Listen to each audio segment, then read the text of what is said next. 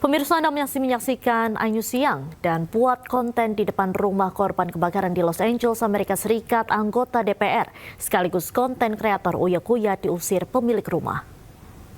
People are taking pictures like if they were really affected. Uya Kuya diusir warga Amerika Serikat lantaran membuat konten dan foto-foto di puing kebakaran di Los Angeles. Momen ini dinilai kurang berempati di tengah duka para korban kebakaran dan tidak memahami apa yang dirasakan korban ketika kehilangan rumah akibat kebakaran serta harus berjuang untuk menata kembali rumah dan hidupnya. Dalam videonya, Uya Kuya dan istri terlihat sedang mewawancarai warga Indonesia yang tinggal di sana dengan latar rumah salah satu korban kebakaran. Pemilik rumah mengeluhkan sikap orang-orang yang sedang asik memotret dan merekam kondisi rumah para korban kebakaran seperti Uya Kuya. Uya Kuya dan konten kreator lainnya harus mengerti penderitaan warga LA dan berharap mereka tidak datang lagi untuk keuntungannya sendiri. Meski Uya Kuya sempat menjelaskan bahwa mereka punya keluarga di sini, namun warga LA ini tetap meminta Uya Kuya dan Astrid pergi dari lokasi. Sementara itu, pemirsa, pencuri uang puluhan juta dari berangkas SPBU di Bintaro beberapa waktu lalu akhirnya ditangkap. Pelaku tak lain adalah mantan manajer SPBU itu sendiri.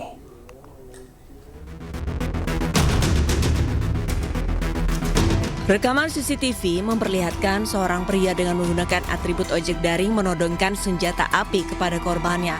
Usai berhasil menggasak uang puluhan juta rupiah, pelaku menyekap kedua korban dan meninggalkannya.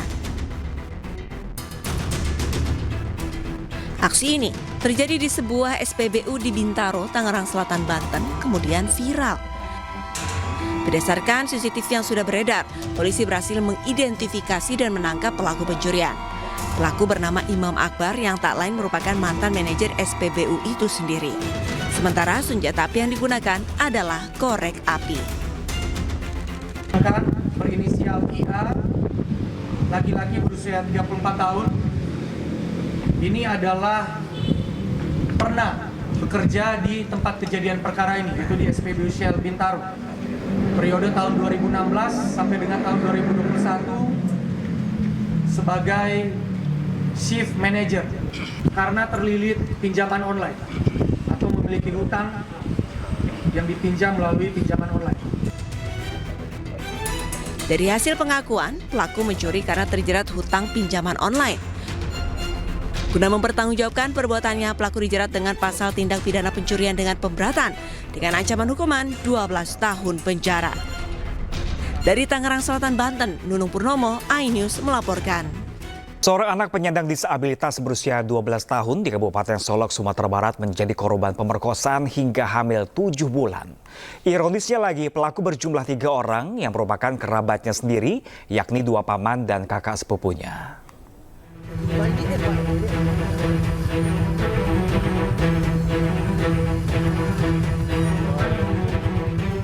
Tim Opsnal Satreskrim Polres Solok Kota menangkap 2 dari 3 pelaku pencabulan terhadap anak penyandang disabilitas.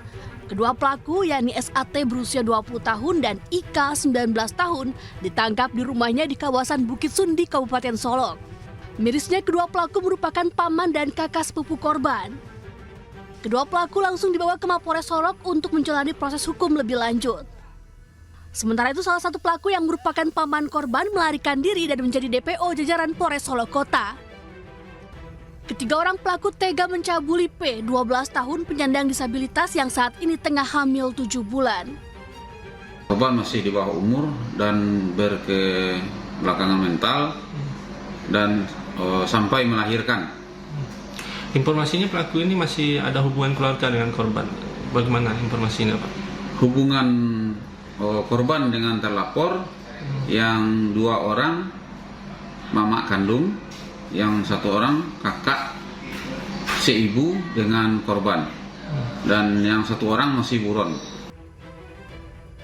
Atas perbuatannya, tersangka dijerat dengan pasal pencabulan dan Undang-Undang Perlindungan Anak dengan ancaman hukuman 10 tahun penjara. Dari Kabupaten Solok, Sumatera Barat, Budi Sunandar, iNews melaporkan. Ya pemirsa, pihak Damkar, BPBD dan juga kepolisian akan terus melanjutkan evakuasi korban kebakaran Plaza Glodok Jakarta. Ada sebanyak 8 jenazah sudah dibawa ke Rumah Sakit Polri Kramat Jati Jakarta. Ya pemirsa, 8 jenazah ditemukan petugas dalam posisi tertimpa reruntuhan dan menyatu dengan bahan material yang terbakar. Ke-8 jenazah dibawa ke RS Polri untuk diidentifikasi. Sementara itu, polisi memastikan akan menggelar olah TKP untuk mendalami penyebab pasti dari kebakaran ini. Dalam peristiwa ini, korban hilang dilaporkan mencapai 14 orang.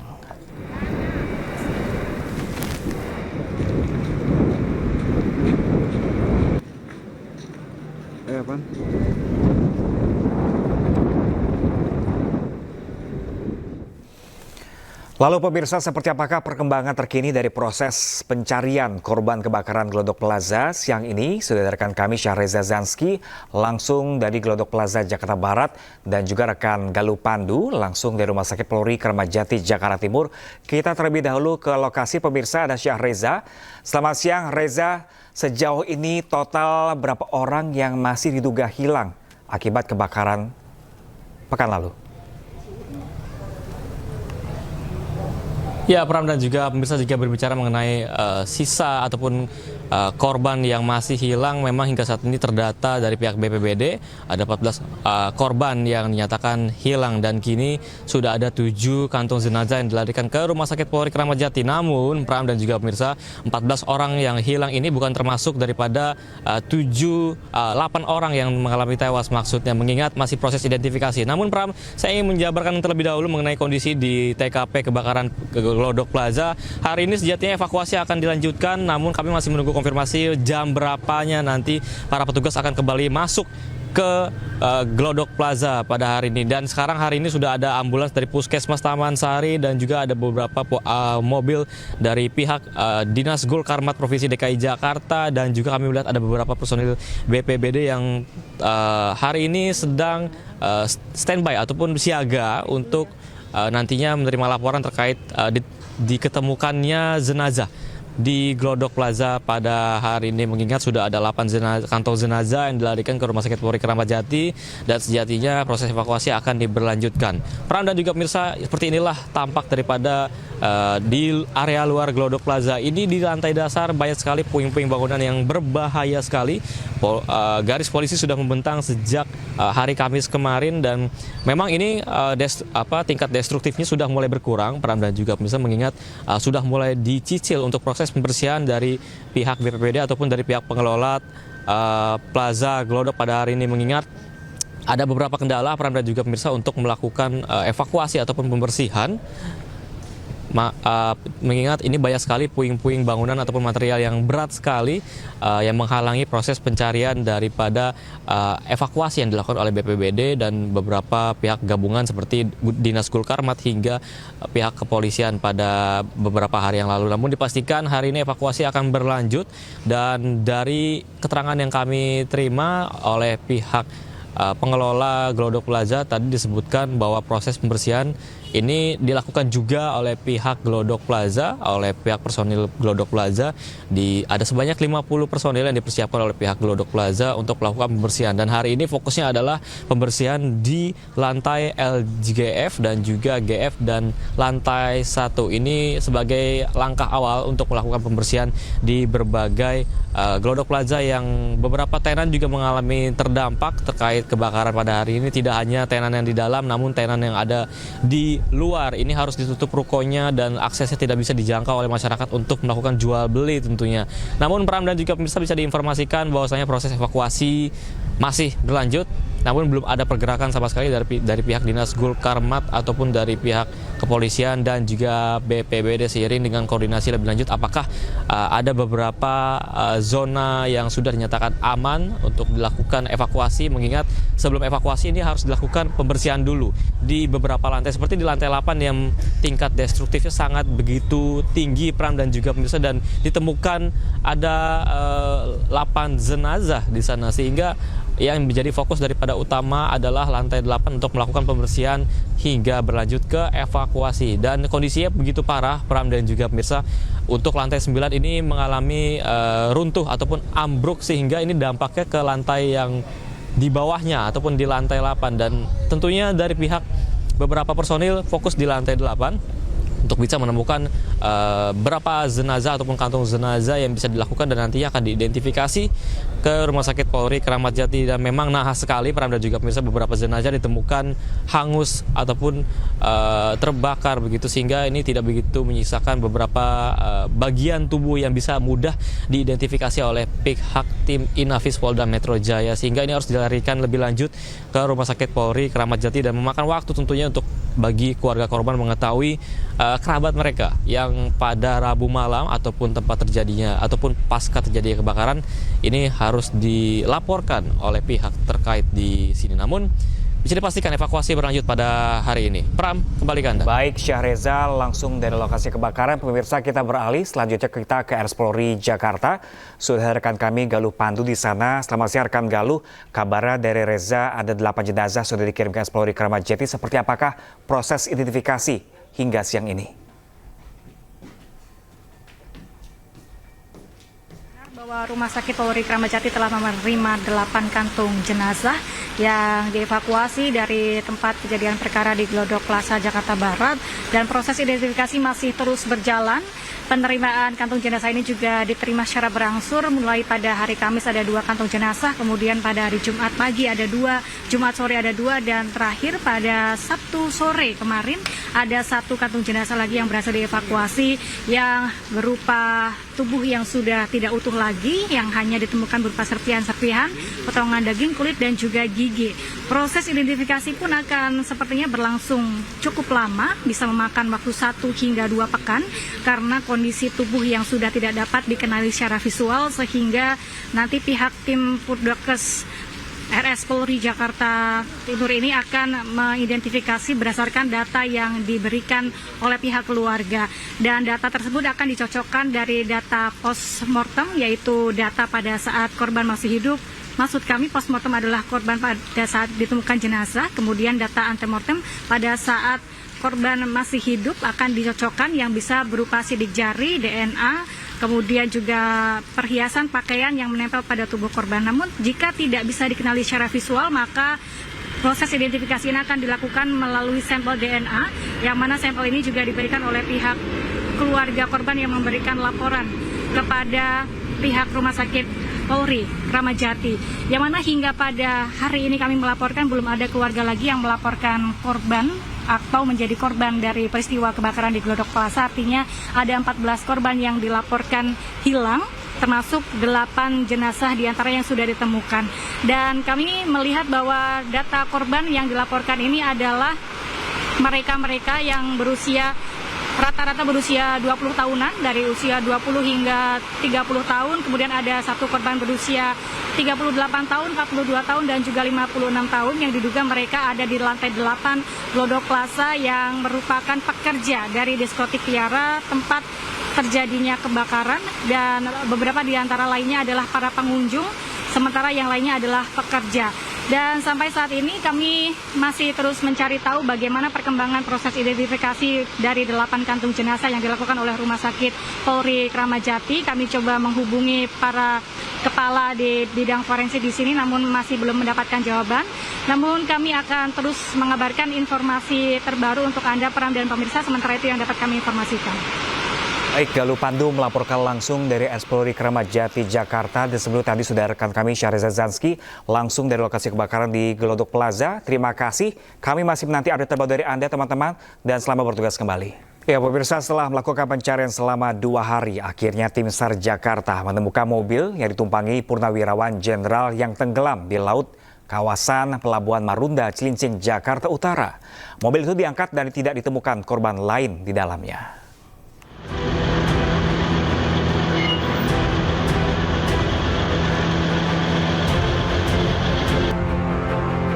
Setelah melakukan pencarian selama 2 hari, tim SAR Jakarta bersama aparat gabungan akhirnya menemukan mobil yang ditumpangi oleh Hendrawan Ostefan, Brigjen TNI Purnawirawan umur 75 tahun, di mana mobilnya tenggelam di laut kawasan Marunda, Cilincing, Jakarta Utara. Tim SAR menggunakan 3 buah perahu dan 13 penyelam untuk melakukan pencarian mobil tenggelam. Setelah ditemukan, mobil minibus ini lalu dievakuasi menggunakan alat kren ke dermaga. Petugas pun tidak menemukan korban lain dalam mobil berwarna hitam ini, namun kondisi mobil mengalami kerusakan parah. Pencarian sempat terkendala dengan ombak dan arus bawah laut yang sangat kuat. Pencarian sudah hari ketiga, hari pertama dan hari kedua itu kami terkendala dengan ombak dan juga arus bawahnya yang kuat, ya, berarti cuaca memang menjadi kendala. Dan hari ini memang lautnya sangat tenang sehingga kita bisa menyelam dengan bisa lebih maksimal. Sehingga dengan tadi dimulai jam 8.55 sudah menemukan objek tersebut. Artinya kurang dari 1 jam sudah ditemukan gitu, Ya. Sebelumnya diberitakan jenazah Brigjen TNI Purnawirawan Hendrawan Ostefan ditemukan di kawasan Laut Marunda. Petugas kemudian melakukan pemeriksaan CCTV dan terekam mobil yang dikendarai korban melaju ke arah laut dan tenggelam. Dari Jakarta, Helmi, iNews melaporkan. Aparat kepolisian segera lakukan pemeriksaan terhadap mobil milik Brigjen TNI Purnawirawan yang tenggelam di laut kawasan Pelabuhan Marunda.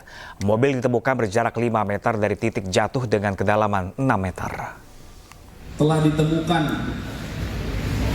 mobil yang diduga dikendarai oleh Brigjen TNI Purnawirawan yang ditemukan dalam keadaan meninggal dunia beberapa waktu yang lalu. Sebuah mobil sedan hitam Toyota Vios dengan nomor polisi B1606LB.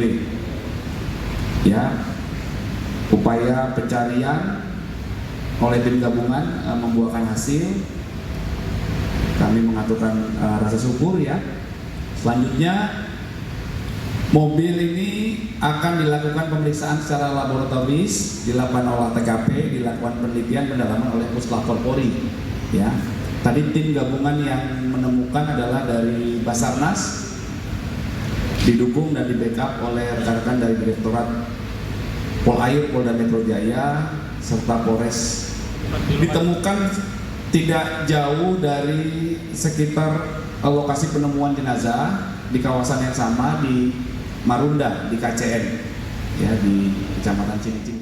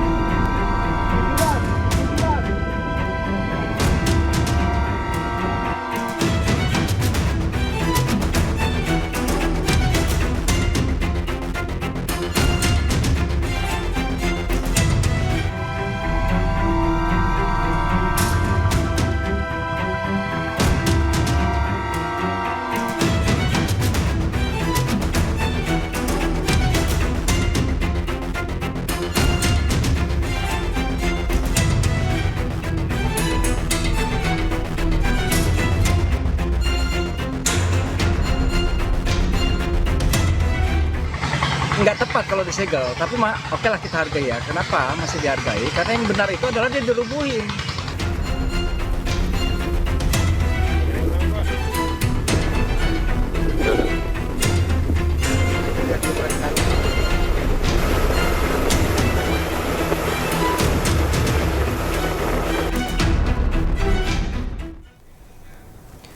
Pemirsa, pagar laut sepanjang 30,16 km di pesisir utara Kabupaten Tangerang, Banten akhirnya dibongkar TNI Angkatan Laut bersama dengan sejumlah nelayan.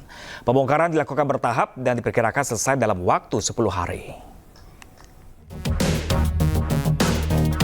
Sempat viral dan dinilai mengganggu aktivitas nelayan, pagar laut sepanjang 30,16 km di pesisir utara Kabupaten Tangerang, Banten akhirnya dibongkar. Lebih dari 600 personel TNI Angkatan Laut dikerahkan, dibantu sejumlah warga yang berprofesi sebagai nelayan. Pembongkaran ditargetkan 2 km per hari dan diperkirakan akan selesai dalam waktu 10 hari. Panjang pagar yang membentang di 16 desa dan 6 kecamatan dan kondisi cuaca yang bergelombang menjadi kendala pembongkaran. Sepertinya tidak mungkin kalau 30 km itu akan kita laksanakan dalam 1 hari. Ya, kita akan atur mekanismenya, minimal target saya hari ini 2 km. Seperti yang saya sampaikan tadi, kesulitan kita lebih mudah menanam daripada mencabut. Ya, apalagi kalau yang sudah ditanam ini sudah jangka waktu sampai berbulan-bulan, itu akan lebih menyulitkan kita untuk pencabutan. Tapi target kita hari ini minimal 2 kilo bisa kita cabut. Pembongkaran pagar ini atas perintah Presiden Prabowo untuk memberikan akses dan kenyamanan bagi nelayan ketika sedang pergi melaut. Dari Kabupaten Tangerang, Banten, Tim Liputan iNews melaporkan. Dan pemirsa, untuk mengetahui situasi terkini terkait pembongkaran pagar laut di hari kedua, pemirsa, kita telah terhubung dengan rekan kami Jen Cahyani, Tangerang, Banten. Selamat siang rekan Jen, seperti apakah proses pembongkaran pagar laut di hari ini? Ya, selamat siang Pram dan juga pemirsa. Untuk saat ini proses pembongkaran pagar laut di kawasan Tanjung Pasir, Tangerang, Banten saat ini belum kembali dilanjutkan atau masih ditunda sementara. Kami sejak pagi bersama awak media lain juga masih menunggu informasi secara pasti kapan kemudian proses pembongkaran atau pencabutan patok pagar laut yang terbentang sepanjang 30 km di sini akan kembali dilanjutkan. Kalau kita mengulik informasi, memang pada hari kemarin, hari pertama pembongkaran, ini dari pihak Lantamal atau Pangkalan Utama TNI AL dan juga masyarakat setempat, kemudian nelayan-nelayan setempat, ada sekitar 600 lebih personel yang dikerahkan untuk membantu mencabut atau membongkar pagar laut sepanjang 30 km dan hari kemarin sudah berhasil membongkar sepanjang 2,2 km. Namun informasi terakhir yang kami dapatkan di lapangan untuk hari ini masih ditunda dan dari pihak Lantamal TNI AL saat ini masih melaksanakan evaluasi terkait bagaimana pelaksanaan pembongkaran pada hari kemarin, di mana ini ternyata dari personel yang dikerahkan memang pada hari kemarin mengalami sedikit kendala atau menghadapi beberapa kendala, dan salah satunya ini adalah bagaimana patok pagar yang ditanam atau yang dipasang sepanjang 30 km tersebut memang penanamannya cukup dalam, kemudian kondisi laut dan juga angin kurang mendukung sehingga membutuhkan teknik dan juga sistem bagaimana nanti yang supaya lebih efektif. Karena kalau hari kemarin berhasil mencabut sekitar 2 km dan dari target 10 hari yang ditargetkan oleh Lantamal TNI AL, jika dari 30 km tersebut perharinya 2 km maka kurang efektif karena targetnya hanya 10 hari. Oleh karena itu saat ini sedang dilaksanakan evaluasi terkait bagaimana nanti teknik dan juga metode yang tepat digunakan untuk mencabut satu persatu patok pagar yang tertanam di dasar laut di kawasan Tanjung Pasir ini. Dan sampai saat ini kami juga masih menggali informasi terkait siapakah yang memasang atau yang menanam pertama kali patok pagar laut di kawasan Tanjung Pasir, karena memang ini cukup memberatkan atau bagi para nelayan di sini yang terkendala dengan adanya patok pagar laut yang terpasang tersebut. Pram. Melaporkan langsung dari pesisir utara Kabupaten Tangerang, Banten, Jen Cahyani, terima kasih dan selamat bertugas kembali. Kita beralih ke informasi lainnya, pemirsa. Sekjen PDIP Hasto Kristianto mengungkapkan mengenai persiapan dirinya menghadapi gugatan pra-peradilan yang ia ajukan setelah ditetapkan sebagai tersangka oleh KPK pada kasus suap Harun Masiku. Saat ditemui di pagelaran wayang perayaan HUT PDIP ke-52, Hasto menyatakan banyak pakar yang siap membantunya dalam upayanya untuk memperjuangkan keadilan pada kasus suap Harun Masiku. Diketahui sidang pra-peradilan pertama Hasto akan digelar pada Selasa 21 Januari 2025 mendatang. Hasto menambahkan bahwa dirinya akan kooperatif dengan KPK terkait jadwal pemanggilan berikutnya. Prinsipnya kami kooperatif. Kami sebagai partai politik yang menjunjung tinggi supremasi hukum. Sehingga ketika saya diundang pun saya datang. Ketika ada beberapa pertanyaan saya jawab dengan sebaik-baiknya, dengan sejujur-jujurnya. Karena komitmen di dalam mengikuti seluruh proses hukum yang dilakukan oleh aparat penegak hukum, itu menjadi komitmen dari seluruh kader PDI Perjuangan. Ya pemirsa, dua mantan Gubernur DKI Jakarta Anies Baswedan dan Basuki Cahayapurnama atau Ahok kembali bertemu akhir pekan kemarin. Keduanya makin akrab dan saling berpelukan di sebuah acara peluncuran buku.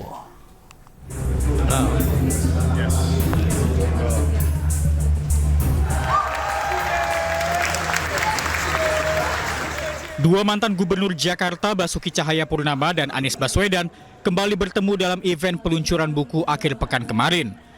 Keduanya hadir sebagai pembicara dalam acara ini. Suasana akrab ditunjukkan Ahok dan Anies di hadapan pengunjung. Bahkan Anies Ahok berbincang santai sambil tersenyum. Anies, kalau boleh tahu tadi sama Pak Ahok, gimana ini pertemuan keberapa dan apa yang dibicarakan, Pak? Oh, santai aja. Santai. Mana tahun baru, suasana, terus tanya apa aja kegiatannya, itu aja. Oh, itu aja. Nggak ada yang hal-hal lain, nggak ya? Momen hangat antara Ahok Anies menjadi perhatian publik. Keduanya sempat menjadi rival politik yang sengit, dimulai sejak pemilihan Gubernur Jakarta 2017. Tim Liputan, iNews melaporkan. Usai diberitakan bergabung dengan MKGR, Wakil Presiden Gibran Rakabuming Raka justru tidak hadir pada acara ulang tahun organisasi tersebut. Menurut Menteri Bahlil yang mewakili Gibran, kecintaan Wapres Gibran tidak berkurang pada MKGR meski tidak hadir.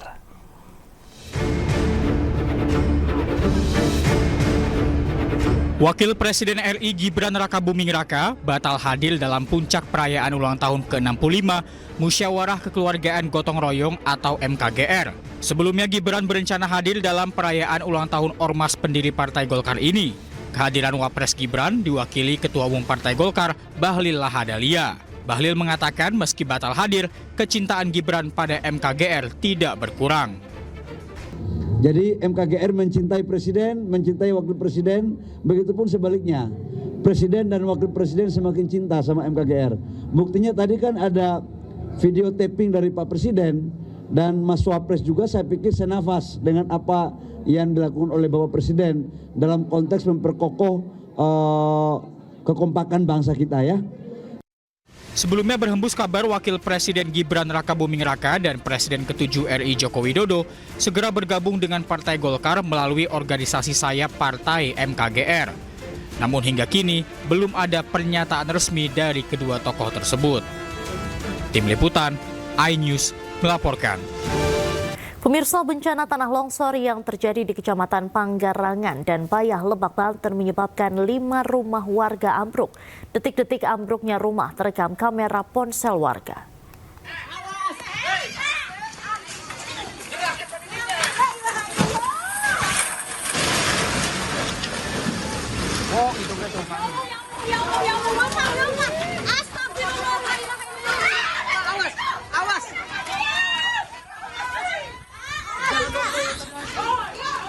Hujan deras yang menerjang wilayah Kabupaten Lebak, Banten menyebabkan terjadinya bencana longsor.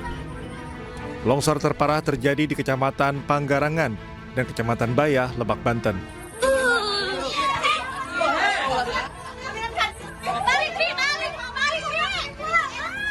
Detik-detik terjadinya longsor sempat rekam kamera ponsel warga. Waduh, dak. Wah, awas, hati-hati. Masya Allah. La ilaha illallah. Kejadian longsor ini pun membuat panik warga. Turun, awas. Allahu Akbar. Sementara satu warung kopi di pinggir jembatan Dua Bayah ambruk seketika akibat pergerakan tanah. Dari data pihak Kecamatan Panggarangan mencatat sebanyak 4 rumah yang rusak akibat longsor. Menurut warga, sejak Sabtu malam hujan terus mengguyur sejumlah wilayah di Lebak. Akibatnya beberapa rumah terkena longsor. Warga juga khawatir meluapnya sungai Cimadur, membuat jembatan 2 ambrol terkena aliran sungai. Nah, ketika misalkan ini sampai melebar ke sana, ya, abang gimana caranya? Ya, paling pulang, dikosongin dulu, sementara tunggu kondisi aman. Ada perasaan takut nggak Pak ketika lihat begini? Maka was-was saya, Pak. Was-was saya untuk melintas jembatan ini. Ini panjang jembatan kira-kira berapa meter, Pak? Ada ya 35 meter. Tak ada korban jiwa dalam peristiwa ini, namun kerugian material akibat banjir mencapai lebih dari 500 juta rupiah. Dari Lebak, Banten, Iskandar Nasution, iNews melaporkan. Pemirsa, sebuah minibus terperosok ke sungai area pesantren Desa Sukajaya, Kecamatan Jonggol, Kabupaten Bogor, Jawa Barat. Evakuasi berjalan dramatis lantaran posisi kendaraan tersangkut akibat banyaknya bebatuan.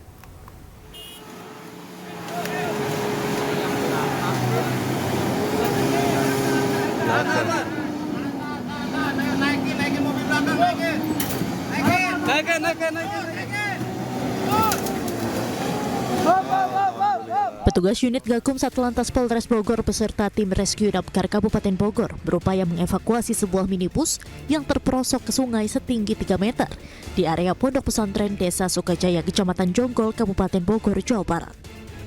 Peristiwa kecelakaan itu berawal saat pengemudi mobil yang hendak memarkirkan mobilnya diduga hilang kendali hingga terjun ke sungai. Banyaknya bebatuan dan tanah yang licin membuat petugas gabungan kesulitan mengevakuasi mobil tersebut. Setelah berjibaku selama 2 jam, mobil tersebut berhasil dievakuasi tim gabungan dengan menggunakan derek mobil unit Gakum menggunakan tali. Beruntung atas kejadian ini tidak ada korban jiwa maupun luka. Untuk korban tidak ada, hanya kerugian atau kerusakan kendaraan tersebut. Jadi pengemudi saat parkir kendaraan tidak dapat mengendalikan laju kendaraan, kemudian terperosok atau terjatuh ke sungai. Kini kasus kecelakaan tersebut telah ditangani oleh unit Gakum Satlantas Polres Bogor. Pihak kepolisian menghimbau kepada masyarakat agar berhati-hati saat berkendara agar meminimalisir kecelakaan. Dari Kabupaten Bogor, Cahyat Supriyatna, iNews melaporkan. Pemirsa, Anda masih menyaksikan iNews Siang dan buat konten di depan rumah korban kebakaran di Los Angeles, Amerika Serikat. Anggota DPR sekaligus konten kreator Uya Kuya diusir pemilik rumah. People are taking pictures like if they were really affected. Uya Kuya diusir warga Amerika Serikat lantaran membuat konten dan foto-foto di puing kebakaran di Los Angeles. Momen ini dinilai kurang berempati di tengah duka para korban kebakaran dan tidak memahami apa yang dirasakan korban ketika kehilangan rumah akibat kebakaran serta harus berjuang untuk menata kembali rumah dan hidupnya. Dalam videonya, Uya Kuya dan istri terlihat sedang mewawancarai warga Indonesia yang tinggal di sana dengan latar rumah salah satu korban kebakaran. Pemilik rumah mengeluhkan sikap orang-orang yang sedang asik memotret dan merekam kondisi rumah para korban kebakaran seperti Uya Kuya. Who are you guys? Who are you guys? Uya Kuya dan konten kreator lainnya harus mengerti penderitaan warga LA dan berharap mereka tidak datang lagi untuk keuntungannya sendiri. Meski Uya Kuya sempat menjelaskan bahwa mereka punya keluarga di sini, namun warga LA ini tetap meminta Uya Kuya dan Astrid pergi dari lokasi. I'm sorry, this is ridiculous.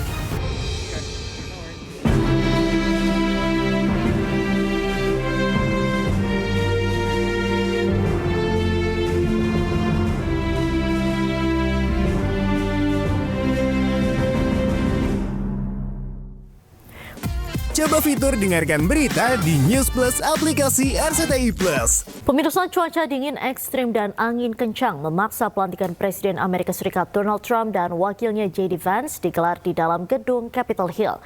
Berikut laporan pimpinan redaksi iNews Aiman Wijaksono langsung dari depan gedung Capitol Hill, Washington DC, Amerika Serikat. Di belakang saya ini adalah Capitol Hill. Ini akan menjadi tempat bersejarah di mana Presiden ke-47 Amerika Serikat Donald Trump akan dilantik dan diambil sumpah. Gedung Capitol Hill ini adalah gedung parlemen. Di Indonesia adalah gedung DPR, MPR, DPD. Kalau di sini ada senator dan House of Representative atau Dewan Perwakilan Daerah, DPD dan DPR-nya. Dan ini adalah kantor mereka. Dan kali ini ada perbedaan, persis seperti 40 tahun yang lalu saat Ronald Reagan dilantik tahun 1985. Yang biasanya di luar ada parade dan sebagainya, ini udah siapkan dan saya akan tunjukkan pada Anda.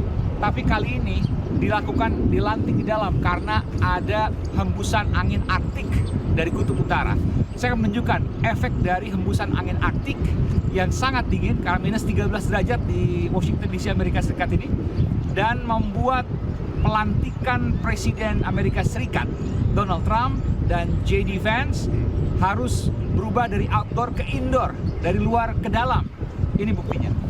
Ini adalah bagian dari National Mall yang merupakan kolam gitu ya, air. Dan Anda bisa melihat semua jadi es, jadi salju. Ya, semuanya dan memanjang ke arah sana.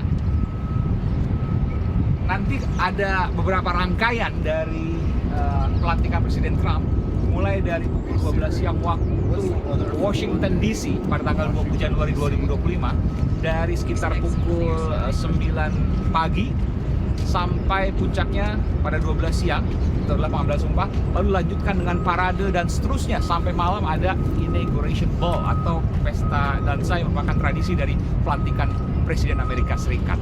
Tapi Anda bisa melihat juga di sebelah kanan saya ini toilet-toilet umum telah disiapkan, tapi entahlah karena berubah menjadi indoor, apakah nanti akan ada keramaian di sini atau tidak.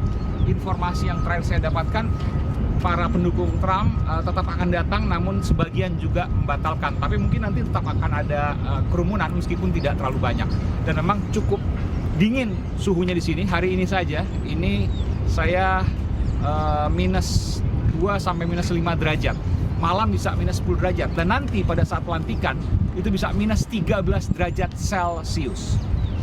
Dari Washington DC, Amerika Serikat, persis di depan Capitol Hill, Washington DC, Aiman Wicaksono melaporkan.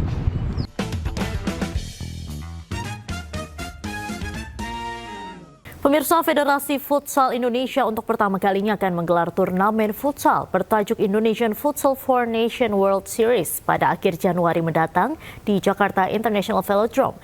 Turnamen ini akan diikuti oleh 4 kekuatan tim futsal dunia, yakni Indonesia, Argentina, Arab Saudi, dan Jepang.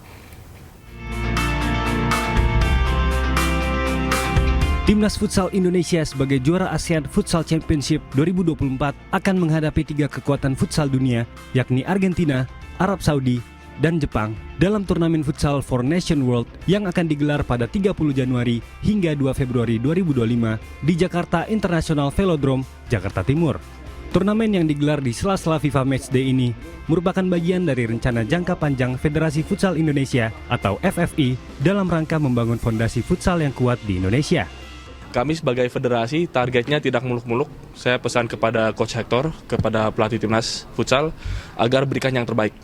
Kalau kita nanti melawan Argentina, kalaupun tidak menang, tentu kita berjuang dengan baik. Tapi kita harus bisa mengukur menjadi reality check. Kesiapan futsal Indonesia sekarang sudah di level mana? Kemarin kita sudah juara ASEAN. Kita bisa dengan percaya diri bilang Indonesia adalah raja futsal di Asia Tenggara. Ya kita pasti support ya. Yang diinginkan Kemenpora itu nggak hanya mensupport, tapi kita juga menagih ke Federasi Futsal juga untuk berprestasi. Dan kita juga nggak hanya jadi penyelenggara aja, tapi dari ini kita harus belajar bahwa memang kita levelnya masih di bawah Argentina, mungkin Jepang itu. Tapi ini jadi satu pacuan. Turnamen ini digelar sekaligus untuk mengevaluasi kesiapan Timnas Futsal Indonesia bersaing di level internasional. Dari Jakarta, Muharlin Leman, iNews melaporkan. Selama belasan tahun, seorang guru honorer di Sukabumi, Jawa Barat harus berjalan kaki sejauh belasan kilometer menuju sekolah. Meski hanya mendapatkan honor sebesar Rp200.000 per bulan, hal ini tak menyurutkan guru honorer tersebut tetap berjuang mencerdaskan anak bangsa. Dan informasi ini sekaligus menutup iNews siang hari ini. Jangan lupa cuplikan tayangan berita iNews dapat Anda saksikan di kanal YouTube @official iNews. Saya Diandra Mukni pamit undur diri. Selamat beraktivitas. Terima kasih dan sampai jumpa.